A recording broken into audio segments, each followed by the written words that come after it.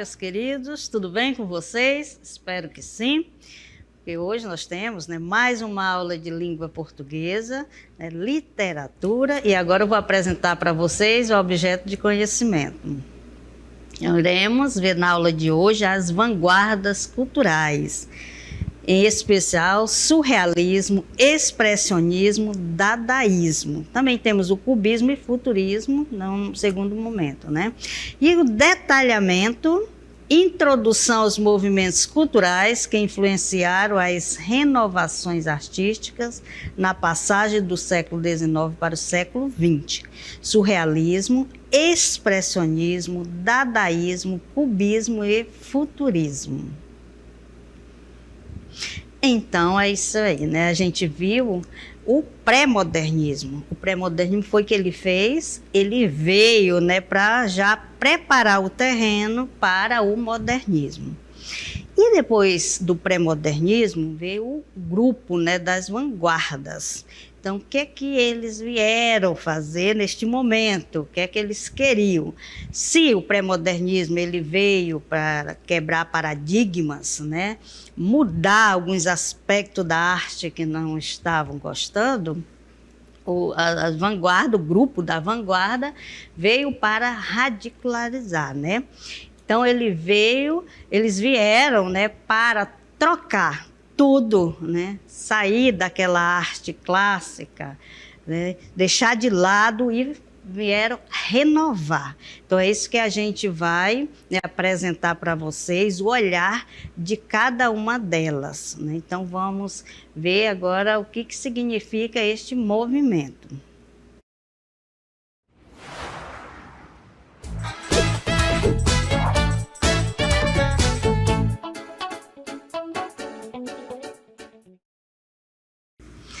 Então, é isso aí, A gente está apresentando algumas imagens para vocês de obras, que pertenceram a esta época. Nós temos aí a primeira imagem, muito impactante, chamada O Grito. Tem este vaso aí que foi para uma exposição. De repente, você olha para este vaso, será que isso é obra de arte? Isso, do meu ponto de vista, é um mictório, a segunda imagem. Mas, para o artista, e você vai conhecer esta obra que foi do dadaísmo, o que esse dadaísmo representa, e você vai compreender. Temos a primeira que representa o expressionismo, a gente já vê aí na expressão do homem. E temos surrealismo, Também é outro tipo de vanguarda, que ela foi dividido em algumas partes, a gente vai conhecer cada uma delas. Então, as vanguardas, elas representam um conjunto de movimento artístico cultural, que ocorreram em diversos locais da Europa a partir do início do século XX. A palavra vanguarda deriva do francês avant-garde, termo militar que designa aqueles que, em campanha, vão à frente da unidade. Então, a vanguarda quer dizer olhar para frente, andar além do olhar de outras pessoas, pensar no futuro. Então, isto agora é que importa, Tudo que ficou para trás não importa mais. Aquela obra de arte não interessa. O que interessa é daqui para frente. Pensar, com outro olhar. Então, a partir do início do século XX, passou a ser empregada para designar aqueles que, no campo da arte e das ideias, estavam à frente de seu tempo. Então, é tudo isto que representa, Então, a vanguarda está aqui. Se hoje tivesse aqui, diriam, se não for para causar, se não for para ser radical, a gente nem começa com esse movimento. Então, porque tudo foi mesmo transformado, Tudo foi visto de uma maneira bem singular, bem individual. Então, a gente vai ver os principais movimentos. Quais foram eles?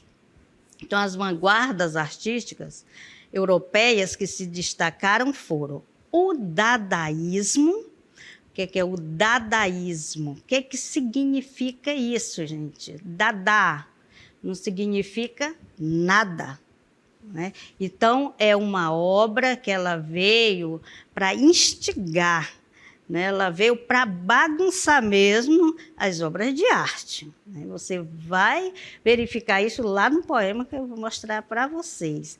O expressionismo, né, de modo estilizado também, ele veio representar tudo aquilo que é de mais íntimo no homem, colocar para fora. O surrealismo, né, o que é quando a gente fala um surreal, aquilo que provavelmente, né, dificilmente isso irá acontecer. Uma coisa que aparece do subconsciente, tem tudo a ver com os sonhos. O cubismo, né, eu vou só falar rapidinho para vocês, que vocês irão ver no outro momento. O cubismo é a obra de arte que foi fragmentada, né, que significa dizer que o homem, né, ele está muito limitado, ele tem que ver as coisas de outros ângulos. E o futurismo, né, o futurismo também ele traz a ideia de que o passado não importa. Nada que foi feito no passado presta, e nem no presente, porque o que vai, né, prestar mesmo é o que vai ser do futuro, o que vai acontecer futuramente. Então, a gente vê aqui, a gente vai conhecer a primeira delas, expressionismo, né? Quando fala no nome, a gente fala de expressão.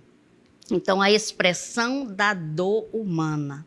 Isto é que era visto. Então, cada tipo, né, da vanguarda, eles olhavam com uma realidade diferente, né? Então, o expressionismo ele aconteceu na França e na Alemanha, surgiu lá no início do século XX, que surge um grupo de pintores, né, chamado expressionista na Alemanha e fauvista na França. E qual o objetivo desse povo, desse grupo? O que era que eles queriam fazer com esse movimento? Era expor a subjetividade do mundo interior do artista. Então, ele quer, né, expor, ele quer tirar tudo aquilo que ele está sentindo, colocar para fora através da arte, especialmente da pintura, né? E isto implicava no distanciamento da beleza, seja pela caricatura, né, resultado da distorção da imagem, seja pela expressão do sofrimento. Então, a beleza não importava muito, né? No Renascimento, sim, a arte era muito importante, né, quando ela chegava bem próxima à realidade. Né? Então, eles, quanto mais próximo da realidade, da natureza, era uma cópia da natureza. Por exemplo, quanto mais próximo, mais interessante era a obra. Né? Mas aqui não, no expressionismo, nas vanguardas, não se preocupe com isso, com beleza. O que eles querem é expor o sentimento, colocar para fora tudo que está guardado, né, no subconsciente, no seu íntimo. Então, o expressionismo, principalmente, ele tenta expor, mas de uma forma também distorcida, né? A gente vê aí que não está o formato, tudo como é um ser humano mesmo. A gente vê que aí, né, há um aumento, né, da situação, né, um exagero. Então, é isso, é o exagero, né, que ele transporta para as telas. Então, ele é o sofrimento humano como pobreza, violência, paixão, visão de morte e outros sofrimentos humanos, que são as temáticas que são representadas no expressionismo. Nós temos também uma pintura chamada O Grito, Você vê tudo hostilizado, aquela pessoa fazendo com aquela característica mesmo, que está gritando, que está sofrendo. Então, o expressionismo, ele se preocupava muito com isso, né? De colocar, através da pintura, o que era sentido pelo pintor, pelo artista, né? Expor. Não tinha nada contido, tudo era muito exagerado. Tá? Independente da estética. Eles não se preocupavam muito com isso. Aí a gente vai agora analisar um poema, isso na pintura, né? No poema também a gente vê característica expressionista. Então a gente vai ver o poema O Morcego, né? O que passa na cabeça desse cidadão, quando escreve os seus poemas. Então, por que se chama O Morcego? Né? Vocês conhecem, né? Sabem o que é um morcego. E sabem que os morcegos ali pela noite, eles gostam, né, de rodear a casa. Muitos deles até entram, né, dentro de casa. E o que foi que este escritor escreveu? Por que ele foi buscar, né, o tema O Morcego, gente? Porque era na época, né, do expressionismo. Então, meia-noite, ao meu quarto me recolho. Ele praticamente conta aqui uma história, né? Meu Deus, e este morcego, e agora vede, na bruta ardência orgânica da sede, morde-me a goela ígneo e escaldante molho. Então, a visão da figura do morcego como forma pessimista da vida do ser humano é comparada à consciência humana, né? Assim como o morcego, a consciência aparece quando nos recolhemos em nosso quarto à noite. E por mais que tentemos afastá-la, ela nos mostra que nossa natureza é ruim, é feia, é monstruosa, né? Então, a gente vai ver mais um fragmento aqui, olha. Vou mandar levantar outra parede. Porque está precisando, estou com medo do morcego. Digo, ergo-me a tremer, fecho o ferrolho e olho o teto, e vejo ainda, igual a um olho, circularmente sobre a minha rede. Aff, Maria. Ele está lá, quando a gente está com medo, né, que a gente está num quarto, a gente vê coisa mesmo, né? Imagina. Então, ele lá deitado via o morcego, aqueles olhos arregalados, e a consciência lá, né? A consciência chama a atenção da gente, né? A gente quer ali deixar os pensamentos para lá, mas... Então, isso é o subconsciente da gente falando, né? Vamos expressar, vamos colocar para fora as coisas. Então, na segunda estrofe, o lírico sinaliza uma medida para impedir a entrada do morcego em seu quarto, porque se sente vigiado, né, por este morcego, quando ele olha também e vê, né, os olhos ali arregalados. Na terceira estrofe, né, que a gente vai ver aqui, pego de um pau, esforços, faço, chego. A tocá-lo, minha alma se concentra, que ventre produziu tão feio parto, a consciência humana é este morcego. Então, gente, ele faz essa comparação, né, da consciência com o morcego, que é a mesma coisa, né, quando a gente vai dormir, que a gente tenta se concentrar para ter um bom sono, mas vem aquelas lembranças, aquelas angústias, aqueles sentimentos ruins, né, inquietantes que está dentro da gente. Então, por isso que ele faz essa comparação. Então, por que tem características expressionistas, né? O escritor, ele quer colocar o medo que ele sente através deste animal. Eu também não posso nem dizer que é inofensivo, né? Porque que é um animal que a gente pode ter medo, onde ele passa doença e tudo. Por isso que ele escolheu, né, justamente o morcego, porque ele não é um animalzinho de estimação, daqueles que a gente conhece, né, em casa.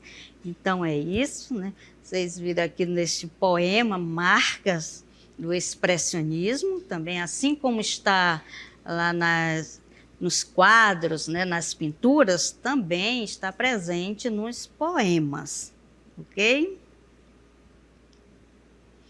Então, gente, agora a gente já conheceu uma vanguarda, né, um tipo de vanguarda, que foi um dos movimentos do expressionista, e agora a gente vai ver outro movimento que é o dadaísta. Por exemplo, o movimento dadaísta, né, quando se pergunta o que significa, né, diferente do expressionismo, que a gente já sabe quando fala, é a expressão do que se passa, do que se tira, né, do que transcende tudo aquilo que se pensa e que se faz. Já o dadaísmo, ele é nada, ele é apenas zoeira, né? Então qualquer coisa é arte.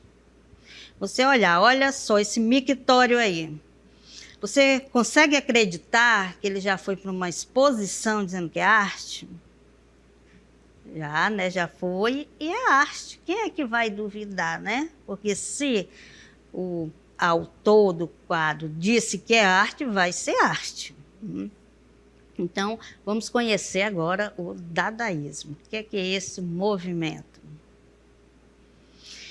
Então, o dadaísmo, criado em 1916, usou a falta de significado, chamado nonsense, né? Não tem nenhum sentido, nonsense sem sentido. Como crítica à sociedade, propunha a abolição da lógica e das relações com o real e negava a premeditação do processo de criação da composição artística. Defendia a espontaneidade, o imediatismo e o caos, porque o dadaísmo realmente é um caos total. Veja o que foi que aconteceu aí nesta imagem. Nós temos um quadro, isto é arte, né? Então, no dadaísmo, tudo que você quiser transformar é arte. Então, eu pego a roda de uma bicicleta, coloco aí em cima do banco, é arte? É, né? Ele está dizendo que é arte, então é. Então, é assim que se fundou o dadaísmo. Ele veio mesmo para provocar, tá? Para insinuar, então, e para revolucionar. Então, gente, este é o movimento dadaísta. Então, os dadaístas consideravam a arte uma manifestação hipócrita em tempos de guerras, né? Então, por isso que era considerado, né, tudo arte, porque neste tempo uma manifestação da arte para chamar a atenção da população. Olha, guerra, vamos passar a olhar o mundo de forma diferente, né? A gente vai deixar tudo para trás, né? Tudo que era certinho, estava tudo programado, não, agora vamos transformar isso em uma verdadeira bagunça. E você vai ver isso agora neste poema, né? A gente vai ver aqui um poema, para você ter noção do que seja a arte, tá? Dentro da poesia. Aí você verifica que tudo é arte, né? Então, em seu último manifesto, Sara apresenta a receita para fazer um poema dadaísta. Para fazer um poema dadaísta, Tristan Tzara, ele diz: pegue um jornal,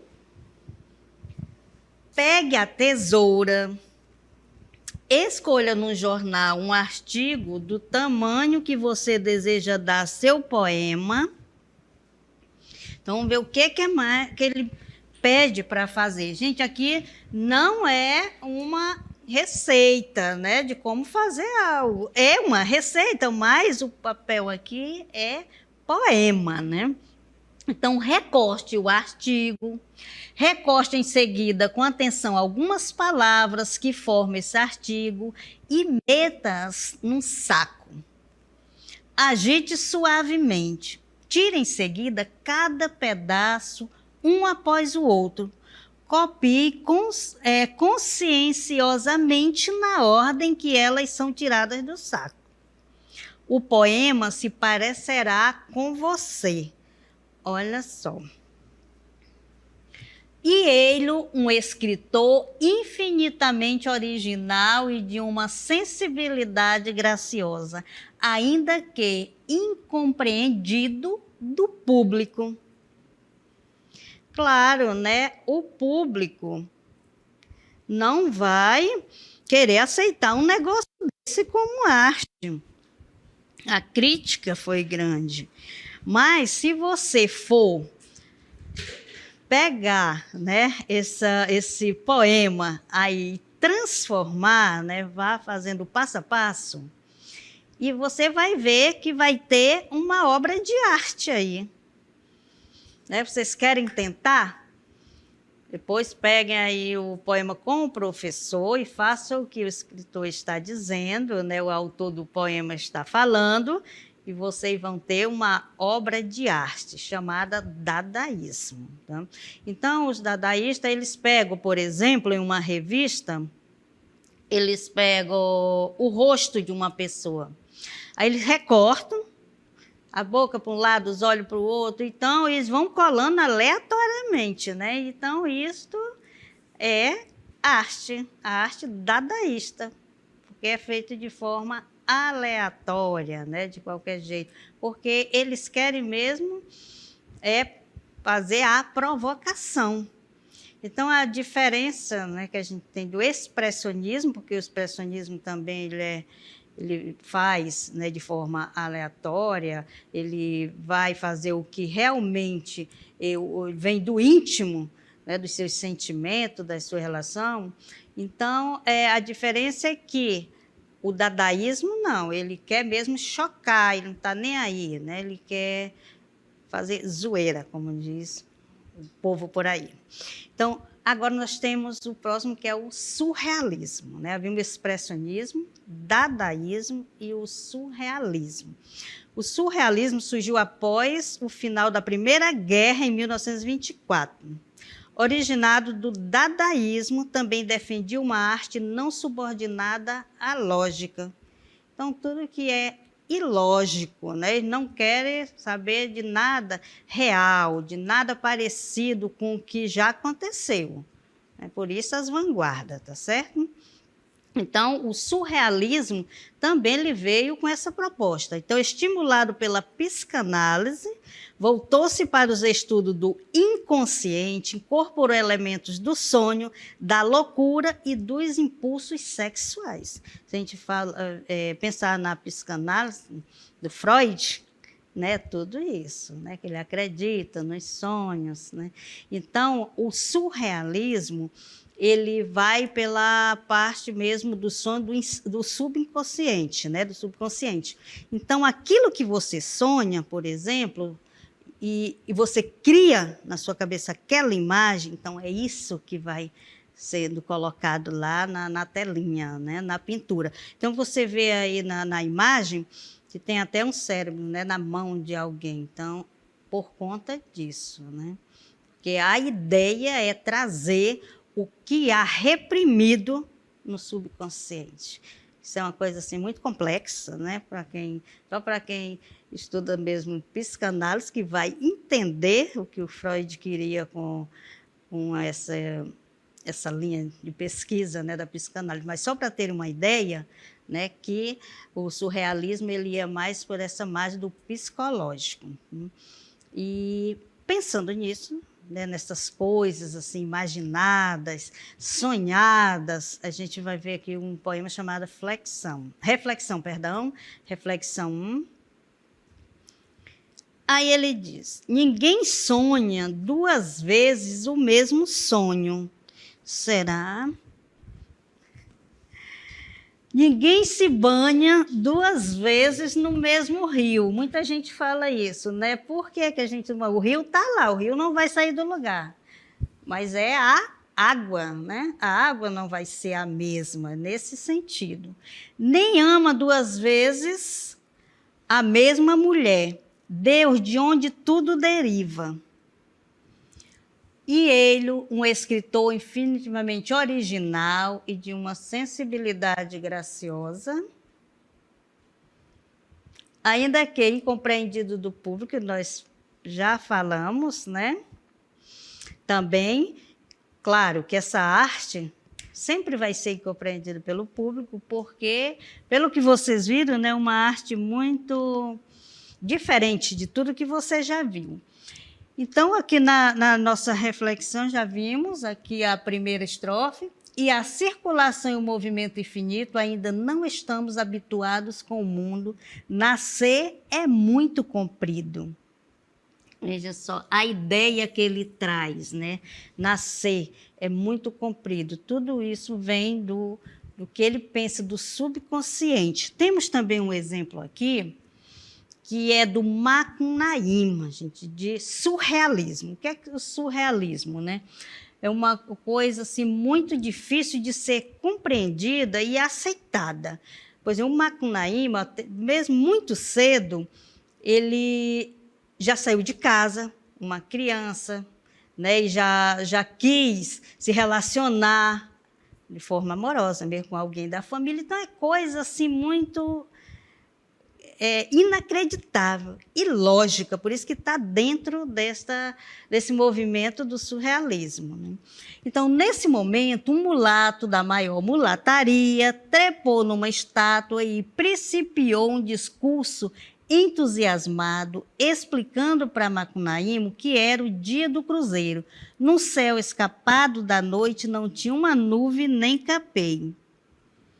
A gente enxergava os conhecidos, os pais das aves, os pais das aves, os pais das caças e os parentes manos, pais, mães, tias, cunhadas, cunhães, cunhantães, todas essas estrelas piscando, bem felizes nessa terra sem mal, aonde havia muita saúde e pouca saúva, o firmamento lá. Então a gente vê que na leitura em si já é uma coisa assim meio mirabolante, né? Ninguém não compreende muita coisa. Então, era característica desse movimento. Aí veja que o noturno.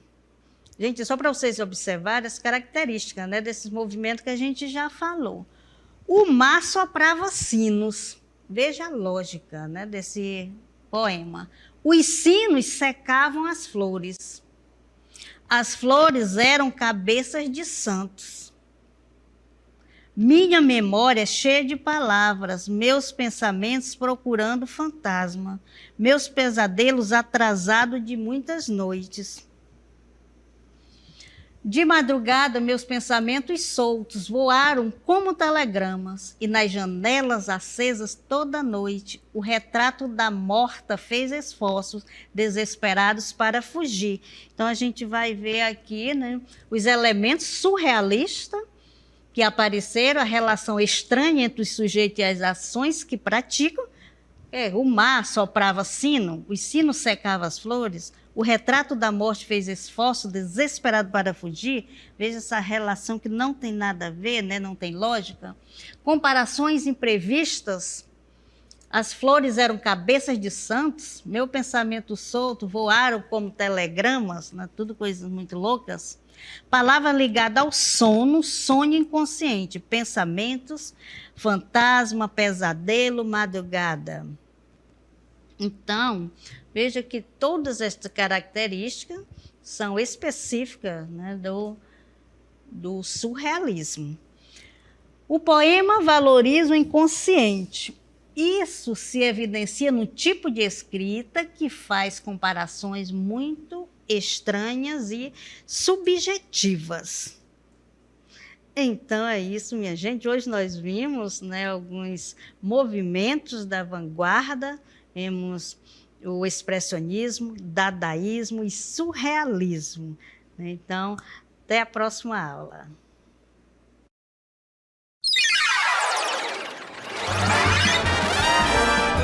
A sua aula continua no próximo vídeo.